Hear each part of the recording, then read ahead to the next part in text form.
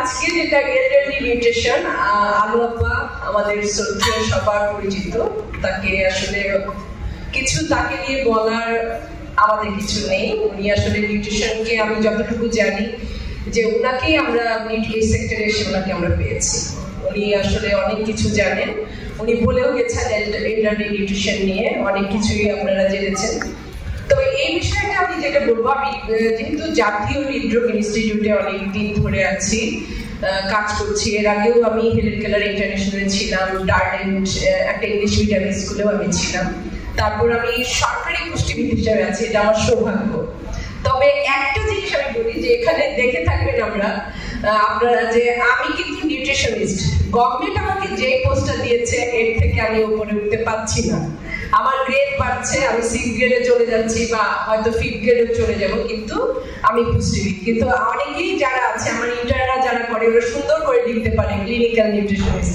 এটা আমার বড়ই আফসোস হয় যে আমি কিচ্ছু লিখতে পারি না, কারণ আমি পুষ্টিবিদ হিসেবেই বাধা আছি। জাস্ট এটাই আমার পরিচয় যে আমি একজন সরকারি পুষ্টিবিদ হিসেবে আছি। আলহামদুলিল্লাহ ভালো আছি। ইনশাআল্লাহ আমার পরবর্তী যারা আসবে নিউট্রিশনিস্ট, আমি মনে করবো যে প্রতিটা জেলা উপজেলায় তারা কিন্তু কাজ করবে অ্যাজ এ নিউট্রিশনিস্ট হিসেবে, সেটার আশা রাখি। অবশ্যই আমি আশা রাখি আমি যেন প্রতিটা জায়গায় আমি দেখবো, হয়তো প্রতিটা হসপিটালে আমি দেখবো হ্যাঁ যে নিউট্রিশনিস্ট রয়েছে। যাই হোক, এবার আসি আমি আসল কথায়, যেটা হচ্ছে এলডারলি নিউট্রিশন। আপা বলে গেছেন, কিছুতেই আপাকে মানে বলা যাবে না, আপা যেভাবে বলছেন প্রবীণ। আমি এই বিষয়টা কথা বলি, আমি যখন বিভিন্ন জায়গায় কাজ করি টিভিতে, যখন আমার মেকআপ করছিল তাও বোধহয় 5-7 বছর আগে, আমাকে বলছে যে আমি বলবো ভাই হালকা মেকআপ দাও, তখন ওই মেকআপ আর্টিস্ট বলতেছে যে ঠিক আছে, তাই তো যারা প্রবীণ আছে তাদের মেকআপটা তো একটু হালকাই হবে, তাই না? এখন আমাদের আসলে ডেফিনেশন এলডারলি, যেমন হাসান ভাই আছে অবশ্যই বলবে যে এলডারলি তো কিন্তু গ্রুপ করা আছে, ইয়াং কিন্তু যেটা হচ্ছে এলডারলি পার্সনও কিন্তু আছে। আপা কিন্তু ইয়াং এজে পড়ে। আমি মনে করবো যে আপা 65 হয়তো নিয়ার অ্যাবাউট 65 বা 66, কাজে আপার ইনশাআল্লাহ আরো অনেক দিন ভালো থাকবেন। হ্যাঁ, যাই হোক, আপা অনেক কিছু বলে গেছে। তো এই এলডারলিতে যেটা হচ্ছে 50+ হলে কিন্তু ক্যালোরি রিডাকশন হতে থাকে, তাই না আপা? 50+ ইয়ারলি কিন্তু ক্যালোরি রিডাকশন হয়, যেটা আমাদের এলডারলিতে কিন্তু ক্যালোরিটা রিডাকশন করে ডায়েটটা কিন্তু করতে হয়। আর এই বয়সে এসে দেখা যায় আজকাল অনেকেই ফিট থাকে। আমি এর আগে একটা প্রোগ্রামে গিয়েছি, যে হাসান ভাইয়ের প্রোগ্রামে এসে একজন বলছে যে আই এম 70 ইয়ার্স ওল্ড। আমি তো অবাক হয়ে গেছি। হ্যাঁ, সে কিন্তু অনেক ফিট আছে, সে ফিট আছে। আর সবচেয়ে বড় কথা হলো যে একটু একটু করে যেটা হচ্ছে আমাদের কিন্তু অর্গানগুলো কিন্তু আস্তে আস্তে ডেটোরিয়েট করতে থাকে, তাই না? আমার যত বয়স বাড়বে, আল্লাহ পাক আমাকে তৈরি করেছেন, আবার তার কাছে যাওয়ার জন্য তো একটা প্রসেস আছে। কাজে আমার সব অর্গানগুলি কিন্তু অ্যাক্টিভিটি করতে থাকে। কাজে আমার বয়স বাড়বে, এটা আমাকে মেনে নিতে হবে। যদিও বলা হয় যে age is a number, but আমার অর্গান কিন্তু সেটা বলবে না। আমার অর্গান কিন্তু তার নিয়মেই চলবে। তবে হ্যাঁ, সুস্থভাবে যদি আমি থাকতে চাই, আমি যদি নিজেকে ফিট রাখি, এক্সারসাইজ, ব্যালেন্স ডায়েট করে থাকি, তাহলে কিন্তু ভালো থাকা সম্ভব যদি আল্লাহ পাক চান।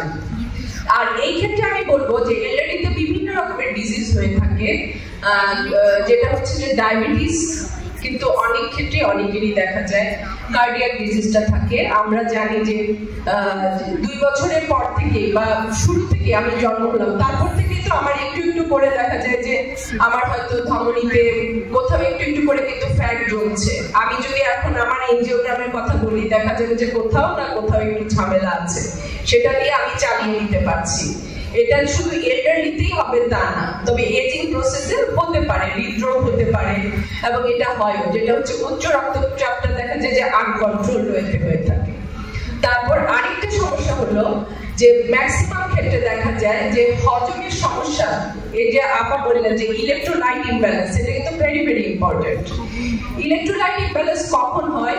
একটা এলডারলি পারসন যখন ঠিক মতো খাবার নিতে পারছে না, বিভিন্ন রকমের ডিজিজ আছে, তখন কিন্তু দেখা যাবে যে তার ইলেকট্রোলাইটটা ইমব্যালেন্স হয়। এবং ম্যাক্সিমাম ক্ষেত্রে যখন পেশেন্টের আমরা যখন প্রেসক্রিপশন দেখতে যাই, তখন দেখা যাচ্ছে যে ইলেকট্রোলাইটটা ইমব্যালেন্স হয়ে গেছে। এবং এটা যদি অনেক সময় কোনো পেশেন্ট হজমের সমস্যা হচ্ছে, ঠিক মতো খাবারটা নিতে পারছে না, অথবা কোনো ডিজিজ থাকছে, তখন ইলেকট্রোলাইটটা ইমব্যালেন্স হয়ে যায়।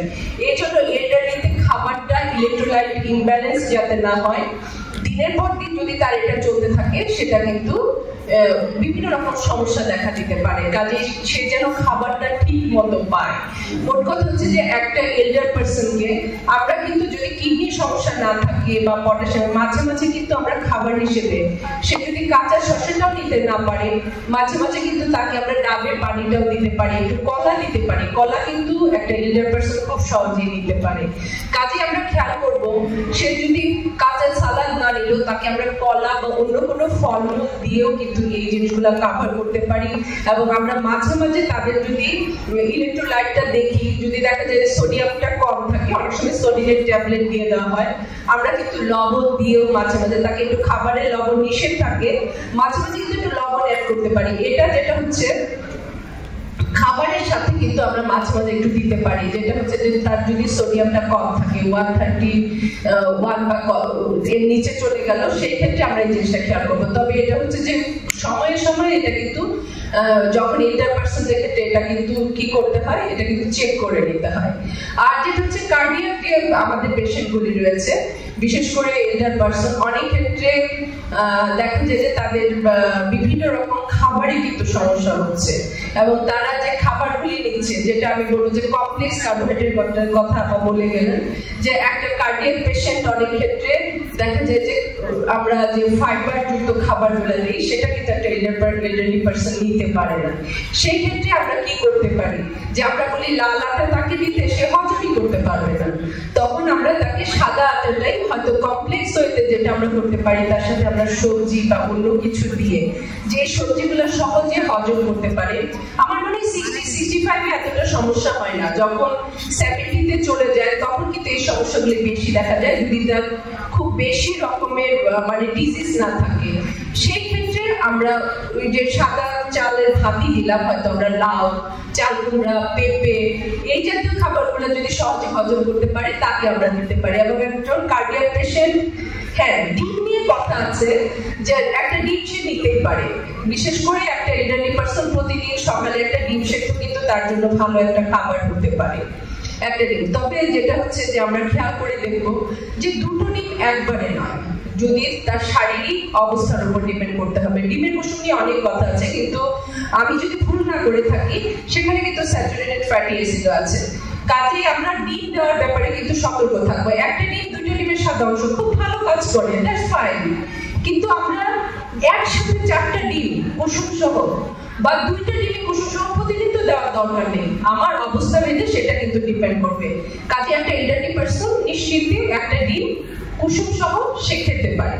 আর যদি তার প্রোটিন রিকোয়ারমেন্টের জন্য, যেটা হচ্ছে প্রোটিনটা কিছুতেই আপা বললেন যে কমানো যাবে না আসলে, কারণ আমরা অনেক ক্ষেত্রে দেখি যে প্রোটিনটা যদি তারা নিতে না পারে, যেমন হাই বায়োলজিক্যাল ভ্যালু হচ্ছে এগ, আমরা 2টি ডিমের সাদা অংশ দিয়ে দিই না, একটা ডিমের কাজ করবে উইদাউট কোলেস্টেরল, ঠিক আছে, প্রোটিনটা কিন্তু আমরা সমান পরিমাণে পেয়ে গেলাম।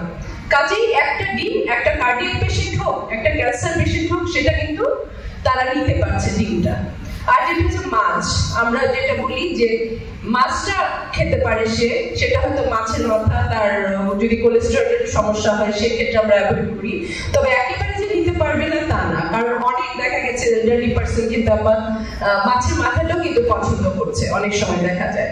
তারপর হচ্ছে যে দুধের কথা আমরা বললেন, ক্যালসিয়ামটা অনেক বেশি পরিমাণে লাগে এই সময়, দুধও হজম করতে পারে না। এটা খুবই একটা মানে প্যাথেটিক ইস্যু হয়ে যায় যে ভদ্র মহিলা বা ভদ্রলোক প্রতিনিয়ত দুধ খেতে দেখা গেল যে এক সময় দুধ খেতে পারে। তবে আমরা যেটা করতে পারি দুধের তৈরি খাবার তাকে দিতে পারি, যদি ল্যাকটোজ ইনটলারেন্স থাকে সেটা অন্য কথা, কিন্তু দুধের তৈরি খাবার আমরা কিন্তু তাকে দিতে পারি। দুধ দিয়ে তৈরি হয়তো ছানাটা বললেন আপা কিন্তু বলে গেছেন, ছানাটা আমরা দিতে পারি। তারপর যেটা হচ্ছে ঘোল তৈরি করে দিতে পারি, কিন্তু বাইরের খাবারগুলি দেওয়ার ব্যাপারে কিন্তু সতর্ক থাকতে হবে।